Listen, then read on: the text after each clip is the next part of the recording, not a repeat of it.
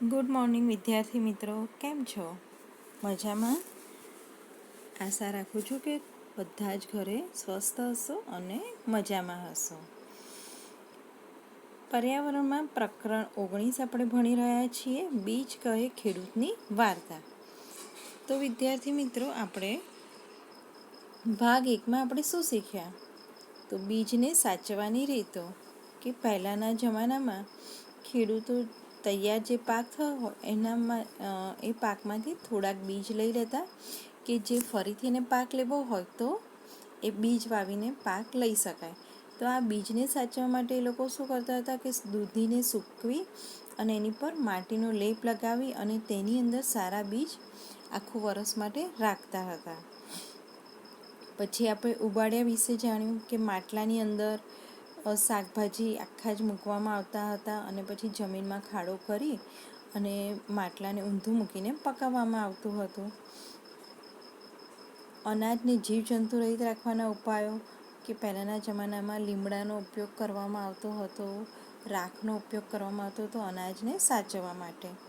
અને પછી આપણે જોયું કે પરંપરાગત અને આધુનિક ખેતીનો તફાવત, એટલે કે દામજીભાઈ અને તેમના દીકરા હસમુખભાઈ બંનેની ખેતીમાં શું તફાવત હતા એ આપણે જોયા. કે દામજીભાઈ છે એ પરંપરાગત પદ્ધતિથી ખેતી કરતા હતા અને એમનો દીકરો હસમુખભાઈ છે એ આધુનિક પદ્ધતિથી ખેતી કરતા હતા. દામજીભાઈ પરંપરાગત પદ્ધતિ એટલે કે હળ અને બળદની મદદથી ખેતી કરતા હતા.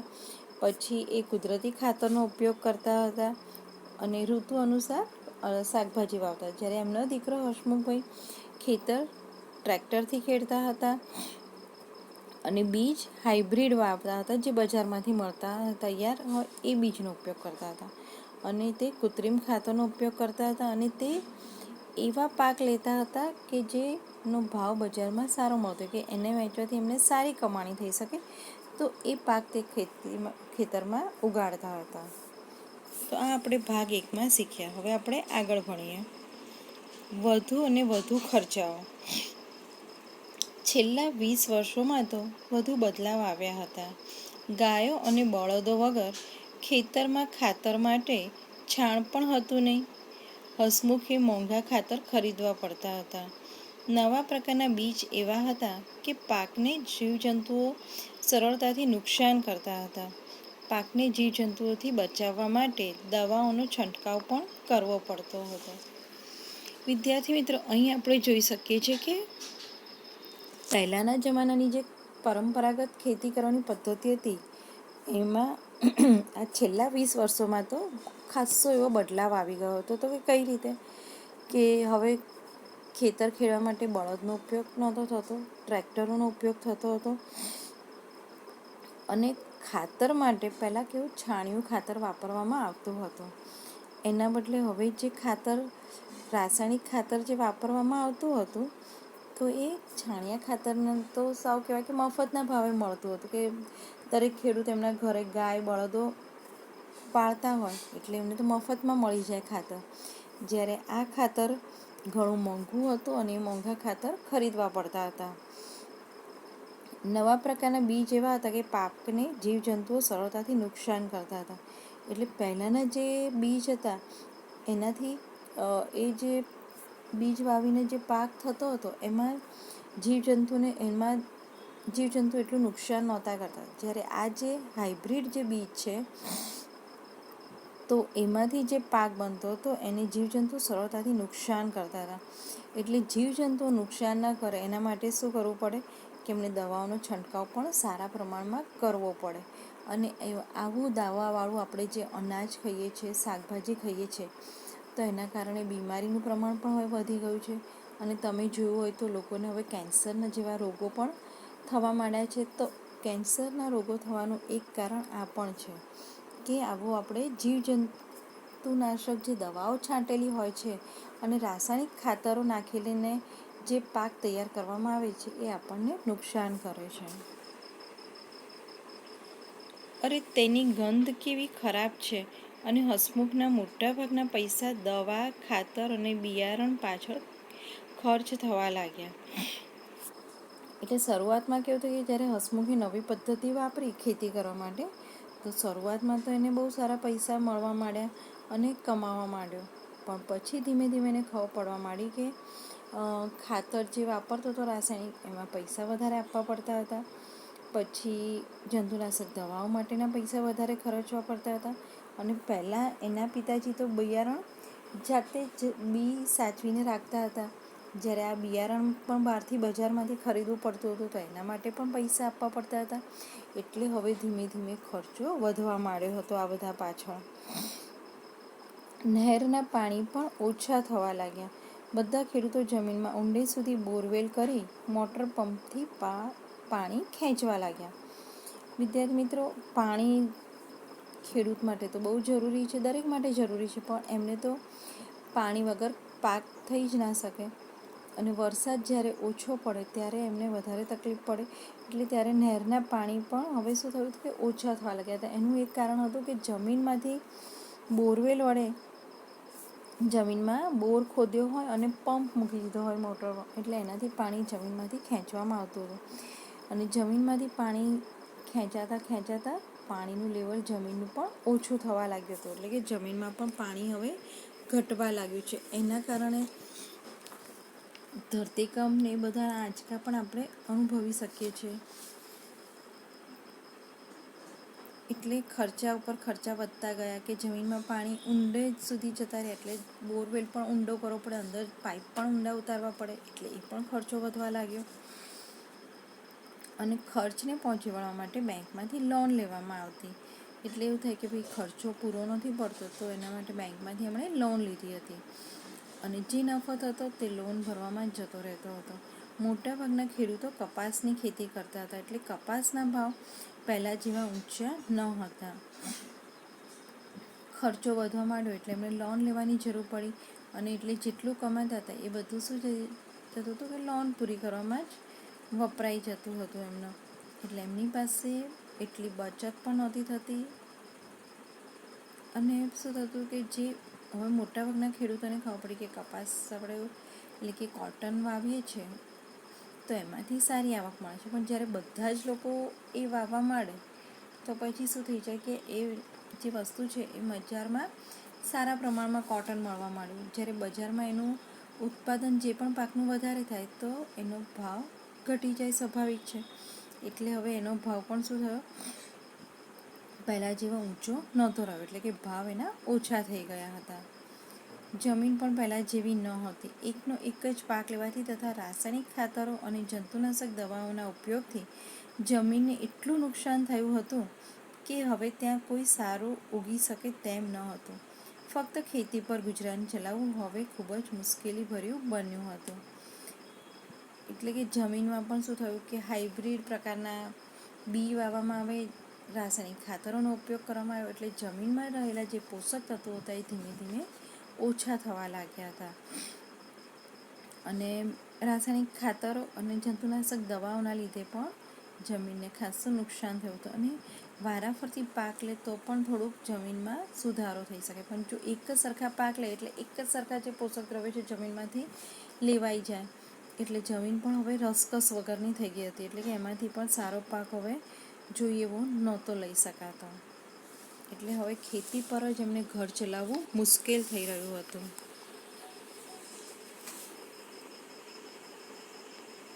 હસમુખ હવે પહેલાં જેવો નથી રહ્યો. તે સતત ચિંતામાં અને ગુસ્સામાં રહેતો હતો. તેનો ભણેલો દીકરો પરેશ ખેતી કરવા માગતો નથી. એટલે કે હસમુખને બી એવું થયું કે શરૂઆતમાં એણે જ્યારે રાસાયણિક ખાતર ને બધું હાઇબ્રિડ બીજ વાપરે ત્યારે શરૂઆતમાં એને ઘણી સારી કમાણી થતી હતી. પણ ધીમે ધીમે એની જે જમીન હતી ખેતરની એ ઓછી ફળદ્રુપ થતી હતી, એમાંથી પોષક તત્વો ઓછા થવા લાગ્યા હતા. અને એના કારણે હવે જોઈએ એવો પાક મળતો નહોતો. પાક જોઈએ એવો સારો ના થાય એટલે એને પૈસા પણ ઓછા મળે, એટલે કે એની આવક પણ ઘટી ગઈ હતી. એટલે હવે એ સતત ચિંતામાં રહેતો હતો અને એના લીધે ટેન્શનના લીધે એને સ્વભાવ પણ એનો ગુસ્સાવાળો થઈ ગયો હતો. અને અધૂરામાં પૂરો એનો દીકરો હતો, એને ખેતી કરવામાં કોઈ રસ નહોતો. એટલે એ તો કહેતો હતો કે હું ખેતી નહીં કરું. બેંકની લોન પૂરી કરવા તે ટ્રકનો ડ્રાઈવર બની ગયો અને એનો દીકરો પરેશ ટ્રક ચલાવવા માટેનું ડ્રાઈવરનું કામ કરવા લાગ્યો હતો. તે ઘણી વખત મોડી રાત સુધી ઘરે ન આવતો, ક્યારેક 3-4 દિવસ સુધી બહાર રહેતો. એટલે કે ટ્રક ડ્રાઈવર હતો તો એક શહેરથી બીજે શહેર અથવા તો ઘણીવાર એક રાજ્યમાંથી બીજા રાજ્યમાં પણ જવાનું બનતું હતું. અને જ્યારે એક રાજ્યમાંથી બીજા રાજ્યમાં જવાનું ત્યારે ઘરે 3-4 દિવસ પછી પાછો આવતો હતો. એક દિવસ તે ઘરમાં કંઈક શોધી રહ્યો હતો. તેણે તેની માતાને પૂછ્યું, બા, દાદાજીની લાકડાની પેટી જેમાં બીજ રાખતા હતા તે ક્યાં છે? તે ટ્રકના સાધનો મૂકવા કામ લાગશે. હવે તમને સમજાયું ને મેં શા માટે મારી વાર્તા કહી? એટલે કે આ જે પરેશ છે એ ડ્રાઈવર બની ગયો હતો. તો એક દિવસ તે એના દાદાજીએ લાકડાની પેટી બનાવી હતી, તમને યાદ હોય તો. અને પેટી એમણે બિયારણો સાચવવા માટે બનાવી હતી. અને આ પરેશ એ પેટી શોધતો હતો અને એને શું કામ હતું? તો એ ગાડી ચલાવતો હતો તો ગાડીના જે સાધનો છે એ સાચવવા માટે એને પેટી જોઈતી હતી. એટલે વિદ્યાર્થી મિત્રો, આપણે જ્યારે આ પાઠની શરૂઆત કરી ત્યારે આ જે બીજ છે એ પોતે પોતાની વાત કરે છે.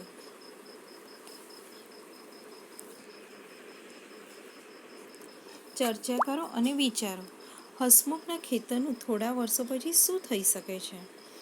આપણે આગળ જોયું એ પ્રમાણે જ કે હસમુખના ખેતરોમાં રાસાયણિક ખાતરો અને જંતુનાશક દવાઓનો ઉપયોગ થાય છે તથા એક જ પાક લેવામાં આવતો હોવાથી જમીનની ઉપજ શક્તિ ઓછી થઈ ગઈ. જમીનની ફળદ્રુપતા હતી એ ઓછી થઈ ગઈ એટલે પાક પણ હવે ઓછો લઈ શકાય છે. ખેતી માટે ટ્રેક્ટર તથા અન્ય સાધનો ખરીદવા માટે બેંકમાંથી લીધેલી લોનના હપ્તા પણ તે ભરી શકતો નથી. એટલે કે બેંક તેની બાકી લોન પેટે ખેતર પોતાના હસ્તક લઈ શકે છે. એટલે કે જો તે લોન ના ભરપાઈ કરે તો બની શકે કે બેંકવાળા તેનું ખેતર જપ્ત કરી લે, એટલે કે લઈ લે પોતે. આથી ભવિષ્યમાં તે ખેતી ન કરી શકે તેવું પણ બને. કે અત્યારે જ આપણે વિચારીએ કે કોરોનાના સમયમાં દરેકનો કપરો સમય ચાલી રહ્યો છે તો એમાં વરસાદ પણ ના પડે અને આવી રીતના કોરોના થાય તો ખેડૂતો બજારમાં માલ એમનો જોઈએ એવો વેચાય પણ નહીં. તો એવા સમયે તેમની પરિસ્થિતિ ઘણી જ ગંભીર બની જતી હોય છે. દામજીભાઈના દીકરા હસમુખે તેના પિતાજીની જેમ ખેડૂત બનવાનું પસંદ કર્યું. હસમુખનો દીકરો પરેશ ખેડૂત ન બનતા ટ્રક ચલાવી રહ્યો છે. તેણે આવું શા માટે કર્યું? હસમુખ આધુનિક પદ્ધતિથી ખેતી કરવા માંગતો હતો. એની ખેતી કરવાની પદ્ધતિ કેવી હતી? આધુનિક હતી. કૃત્રિમ ખાતર અને જંતુનાશક દવાઓના વધુ પડતા ઉપયોગથી ખેતરોની ઉપજ શક્તિ નાશ પામી હતી. એટલે કે જમીનમાં જે ફળદ્રુપતા રહી હતી એ શું થઈ ગઈ હતી? ઓછી થઈ ગઈ હતી અથવા તો સાવ નહીવત થઈ ગઈ હતી. અને તેણે લોન પર લીધેલા યાંત્રિક સાધનોનો તે હપ્તો ભરી શકતો ન હતો. પરેશ આ બાબત જાણતો હતો. એટલે કે હસમુખભાઈનો દીકરો પરેશ છે એને ખબર હતી કે ભાઈ ખેતીમાંથી કંઈ પૈસા મળી આવક નથી થઈ રહી અને લોનના હપ્તા પણ ચૂકવવાના છે. આથી તેણે વિચાર્યું કે હવેના સમયમાં ખેતીમાં કંઈ કમાવા મળશે નહીં. એટલે તેણે ટ્રક ચલાવવાનું શરૂ કર્યું કે ભાઈ કંઈક તો આવક જોશે, લોન ચૂકવવાની છે, ઘર ચલાવવાનું છે. એટલે તેણે શું કર્યું? ટ્રક ચલાવવાનું કામ શરૂ કર્યું. બીજને લાગતું હતું કે હસમુખની સાથે જે થયું તે પ્રગતિ નથી. તમને શું લાગે છે? તો બીજની વાત સાચી છે કે બીજની વાત મને સાચી લાગે છે. હસમુખે નવી પદ્ધતિથી ખેતી અને હાઇબ્રિડ બીજ, રાસાયણિક ખાતરો અને જંતુનાશક દવાઓના ઉપયોગથી શરૂઆતમાં સારો નફો મેળવ્યો. જે આપણે પણ જોયું કે શરૂઆતમાં એને ઘણી સારી આવક થતી હતી, સારું કમાતો હતો. પરંતુ લાંબા ગાળે જમીનની ફળદ્રુપતા ઓછી થતાં અને ઉપજ ઘટી. એટલે કે એની આવક પછી ધીમે ધીમે ઓછી થવા લાગી અને ખર્ચાઓ વધવા લાગ્યા. પરિણામે તેની આવક ઓછી થઈ અને વીજળીનું બિલ, બેંકની લોન અને અન્ય ખર્ચ માટે દેવું કરવું પડ્યું. અને પ્રગતિના બદલે એની શું થઈ ગઈ? પડતી થઈ ગઈ. વળી આધુનિક ખેતીથી બળદો નકામા થયા અને ખેતરમાં કામ કરતા લોકો પણ બેરોજગાર થયા. તો આ બધાને પ્રગતિ કહી શકાય નહીં. પ્રગતિ ક્યારે કહી શકાય? કે જ્યારે એનાથી એકંદરે આપણને લાંબા ગાળે ફાયદો થતો હોય. શું તમારી આસપાસ એવા કોઈ બદલાવ થયા છે કે જેને પ્રગતિ થઈ હોય એવું કહેવું મુશ્કેલ હોય? અને જો હા તો તે બદલાવ કયા છે? તો કે મારી આસપાસ એવા બદલાવ થયા છે કે થોડા વર્ષો અગાઉ અમારી બાજુના વિસ્તારમાં એક રાસાયણિક કેમિકલની ફેક્ટરી શરૂ થઈ. ગામના યુવાનોને તે ફેક્ટરીમાં નોકરી મળી જતાં તેમની આવક વધી. એટલે કે શું થયું, ગામના લોકો જે યુવાનો એ ફેક્ટરીમાં જોડાયા એ યુવાનોની આવક વધી. તેઓએ ખેતી છોડી અને ફેક્ટરીમાં મજૂરી કરવા લાગ્યા. ખેતી બંધ થવાથી જમીન બિનઉપજાઉ બની અને સતત કેમિકલની વચ્ચે કામ કરવાથી યુવાનોને શ્વસનતંત્ર અને ચામડીના રોગો થવા લાગ્યા. કારણ કે આ કેમિકલ છે અને કેમિકલમાં એવા પ્રકારના રસાયણો હોય છે કે જેનાથી જે કામ કરે છે એ બધા યુવાનોને શ્વસનને લગતી અને ચામડીના રોગો પણ થવા લાગ્યા. શ્વસનને લગતા રોગોમાં શું થાય કે એમને શ્વાસ લેવાની તકલીફ પડે, શરદી ઉધરસ વારંવાર થઈ જાય. અને ચામડીના રોગો એટલે કેવું છે કે એમની સ્કિન ઉપર સતત ચળ આવતી રહે કે લાલ ચકામાં થઈ જાય. એવા ટાઈપના કોઈ પણ એમને ચામડીના લગતા પણ રોગો થવા લાગ્યા. હવે તેઓ ખૂબ જ પરેશાન છે અને કેમિકલના લીધે ગામની નદી પણ પ્રદૂષિત થઈ છે. અને કેમિકલ ફેક્ટરીવાળા તેમની ફેક્ટરીનું ગંદુ પાણી ગામની નદીમાં છોડવા લાગ્યા. એટલે ગામની નદીનું પાણી પણ કેવું થયું, કેમિકલયુક્ત એટલે કે પ્રદૂષિત થઈ ગયું છે અને તે પાણી પીવા લાયક પણ રહ્યું નથી. કે આવા પાણી પીવાથી લોકોને ચામડીના રોગો થવાની પણ શક્યતા રહે છે. અને આ વાસ્તવિકતાને પ્રગતિ થઈ એવું કહેવું મુશ્કેલ છે.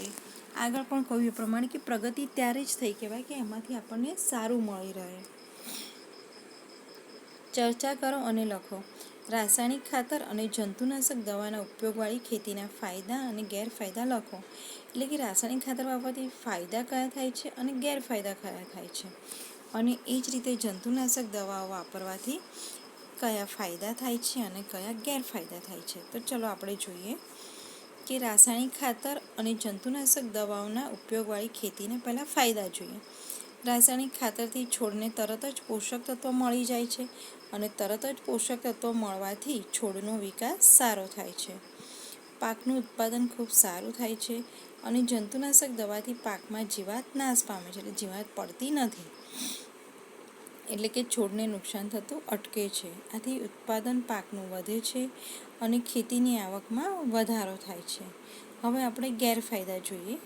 તો રાસાયણિક ખાતરના વધુ પડતા ઉપયોગથી લાંબા સમયે જમીન બિનઉપજાઉ બને છે. એટલે કે એમાંથી કોઈ પાક પછી લઈ શકાતો નથી. ધીમે ધીમે ખેતીના પાકની આવકમાં ઘટાડો થાય છે. જંતુનાશક દવાઓના ઉપયોગથી જમીનમાં રહેલા જંતુઓ અને અળસિયા વગેરે નાશ પામે છે અને જમીનનું બંધારણ બગડે છે. જંતુનાશક દવાઓ વરસાદના પાણીમાં ઓગળી જમીન અને પાણીને દૂષિત કરે છે.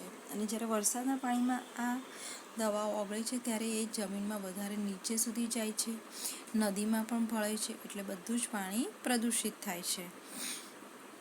લાંબા ગાળે જમીનનું બંધારણ બગડતા જમીન સખત અને બિનઉપજાઉ બની જાય છે. અને આ ઘણો જ મોટો ગેરફાયદો છે. સજીવ ખેતીના ફાયદા. સજીવ ખેતી એટલે કે ઓર્ગેનિક ખેતી. અને અત્યારે વિદ્યાર્થી મિત્રો તમે જોયું હોય તો કે બજારમાં હવે ઘણી બધી ઓર્ગેનિક વસ્તુઓ મળે છે. જેમ કે ઓર્ગેનિક ફળો, બધા ફ્રૂટ્સ મળે છે, ઓર્ગેનિક શાકભાજી મળે છે અને એ જ રીતે ઓર્ગેનિક અનાજ પણ મળવા લાગ્યું છે. હા, એની કિંમત રાસાયણિક ખાતરોથી જે આપણે બનાવેલી વસ્તુઓ લઈએ એનાથી કિંમત વધારે હોય છે થોડી, પણ એ આપણા શરીર માટે ખરેખર આ સજીવ ખેતીથી જે બનાવવામાં આવે છે પાક એ આપણા શરીર માટે ખૂબ જ ફાયદાકારક છે. એનાથી કોઈ નુકસાન થતું નથી. સજીવ ખેતી એટલે શું? તો કે રાસાયણિક ખાતર, જંતુનાશક દવાઓ અને હાઇબ્રિડ બિયારણના ઉપયોગ વગર કરવામાં આવતી ખેતી. તેના ફાયદા આ મુજબ છે કે પાકની ફળદ્રુપતા જળવાય છે.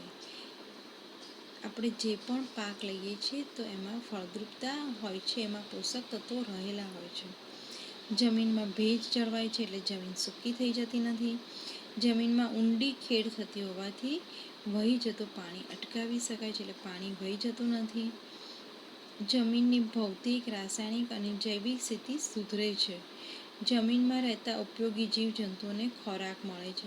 તેથી જમીનમાં તેમની વસ્તી વધે છે અને જમીન પોચી થાય છે. જમીનમાં રહેતા ઉપયોગી જીવજંતુ એટલે ખાસ કરીને અળસિયા. જે અળસિયા જે જમીનમાં હોય છે તે શું કરે છે, જમીનને પોચી કરે છે. એ લોકો સતત એમાં ફરતા રહેતા હોય છે અને જમીનને ઊંચી નીચે કરતા હોય છે. એ રીતે એક જાતની જમીનને પોચી બનાવે છે. પાકને અનુકૂળ વાતાવરણ પૂરું પડે છે. ખેતરનો કચરો, અવશેષ વગેરે સેન્દ્રિય ખાતર તરીકે ઉપયોગમાં લેવાતા જમીનનું સત્વ જળવાય છે. એટલે કે ઓર્ગેનિક જે ખાતર હોય છે એમાં શું હોય છે, તો ખેતરનો કચરો હોય છે, સૂકા પાંદડા હોય છે, એ બધામાંથી અને છાણ હોય છે, એમાંથી ખાતર બનાવવામાં આવતું હોય છે. ક્ષારીય જમીનનું બંધારણ જળવાય છે. સાત્વિક અને સ્વાદિષ્ટ શાકભાજી, ફળો અને અનાજ મેળવી શકાય છે. કે હવે ઓર્ગેનિક મળે છે તો એ જે તમે ખાઓ તો એનો ટેસ્ટ જ અલગ હોય છે, કે એમાં તમને અહીં અનાજ છે, શાકભાજી, ફળ છે, એની મીઠાશ અલગ હોય છે. પાકનું સારું ઉત્પાદન થવાથી બજારમાં સારો ભાવ મળે છે અને વસ્તુ સારી હોય તેનો ભાવ પણ સારો મળે છે.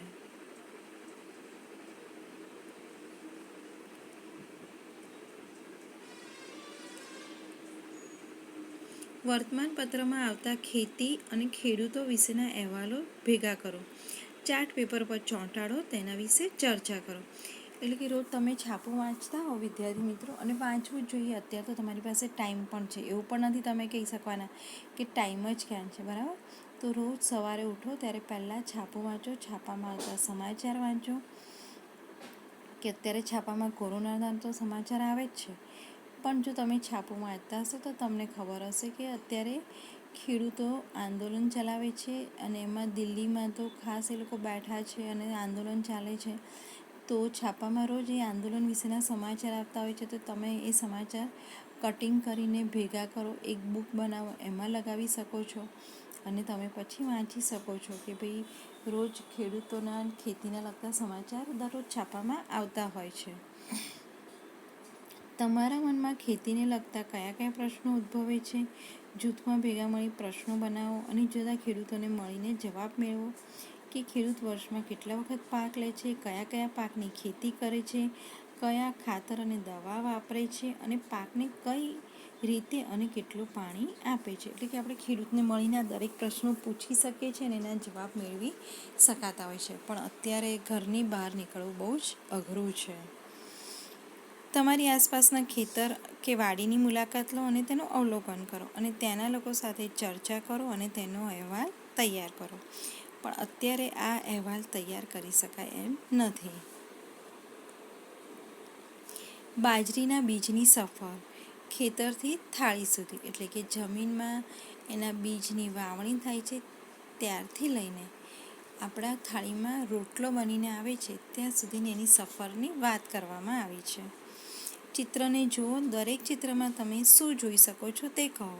હવે ચિત્ર 1 છે તો એમાં છે કે બેન ખેતરમાં બાજરીનો પાક થઈ ગયો છે અને ડુંડાને કાપણી કરી રહ્યા છે. પછી બીજું જે છે ચિત્ર, એમાં ડુંડા ખાંડિયામાં રાખેલા છે અને તેને સાંભેલા વડે ખાંડવામાં આવે છે, જેનાથી ડુંડામાંથી દાણા અલગ પડી જાય છે અને અલગ કરેલા બાજરીના દાણા આપણે ચિત્ર 3 જોઈ શકીએ છીએ. પણ આજે આ કામ હાથેથી નથી થતું, પરંતુ છે ને મોટા થ્રેશર નામનું મશીન આવે છે, એનાથી કરવામાં આવે છે અને જેને આપણે ટેકનોલોજી કહીએ છીએ. ચિત્ર 1માં થડ કાપવામાં કઈ ટેકનોલોજીનો ઉપયોગ થઈ શકે છે? તો કે ચિત્ર 1માં થડ કાપવા માટે દાંતરડાનો ઉપયોગ થયો છે. એટલે કે પહેલાંના વખતમાં દાંતરડાથી કાપવામાં આવતું હતું અને આધુનિક ટેકનોલોજીમાં મોટા કમ્બાઈન હાર્વેસ્ટર સાથે છોડ કાપવામાં આવે છે. એટલે કે આ મશીન વડે જ સીધું હાર્વેસ્ટર કરવામાં આવે છે અને પછી ડુંડામાંથી અનાજ છૂટું પાડી સ્વચ્છ બને છે અને છોડના ભાગ અલગ થઈ જાય છે. અને પછી મશીનમાં ડુંડા જ્યારે નાખવામાં આવે છે ત્યારે એક બાજુ ડુંડા નીકળતા હોય છે અને એક બાજુથી ડુંડામાંથી દાણા નીકળતા હોય છે. ચિત્ર 4, તમારા વિચારે ચક્કીમાં શું થઈ રહ્યું છે? પહેલાંના જમાનામાં દરેક જણના ઘરમાં આવી ચક્કી રહેતી હતી, ઘંટી, પથ્થરની ઘંટી, અને દરેક જણા હાથે જ આવી રીતે અનાજ ઘરમાં દળવામાં આવતું હતું. તો ચિત્ર 4માં ચક્કીમાં એટલે કે ઘંટીમાં બાજરીને દળવામાં આવી રહી છે અને તેમાંથી બાજરીનો લોટ બને છે. તો દરેક જણના પહેલાં તો ઘરમાં જ આવી રીતે ઘંટી રાખવામાં આવતી અને જાતે જ અનાજ દળવામાં આવતું હતું.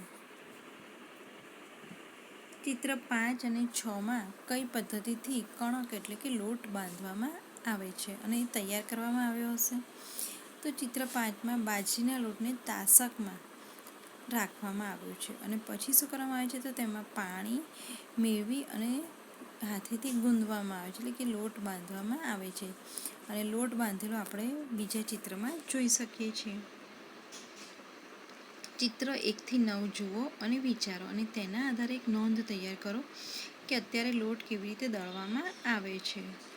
તો પહેલા ચિત્રમાં પાકને કાપવામાં આવે છે, એટલે ડુંડા કાપવામાં આવે છે. પછી સાંબેલા વડે આવી રીતે ખાણી હોય છે જે એમાં ખાંડવામાં આવે છે અને દાણા બાજરીના જે તમે ચિત્રમાં જોઈ શકો છો છૂટા પાડવામાં.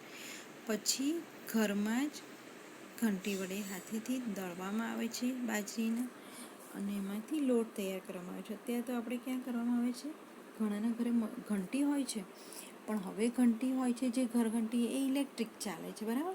એમાં તો તમે પ્લગ ભરાવી દો સ્વિચ બોર્ડમાં અને સ્વિચ ચાલુ કરો એટલે ચાલુ. તમારે કંઈ બીજું કામ નથી કરવાનું, અહીંયા તો હાથેથી દળવાનું હોય છે અને એમાં લોટ તૈયાર કરવામાં આવે છે અને લોટમાંથી પછી પાણી અને થોડું મીઠું નાખીને લોટ બાંધવામાં આવે છે.